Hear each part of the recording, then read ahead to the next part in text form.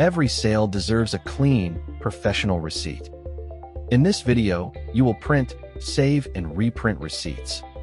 After every sale, a receipt is ready right away. You can print it to your thermal receipt printer, or print a full-page receipt on an A4 printer. Prefer a digital copy? Save the receipt as a PDF. A PDF is easy to send or keep on file. Sometimes a customer comes back and needs their receipt again. Open your sales history to find the past sale. Select that sale and reprint the receipt in seconds. Now let us see where the receipt gets its look. Everything on the receipt comes from your settings. Your shop logo appears at the top of the receipt.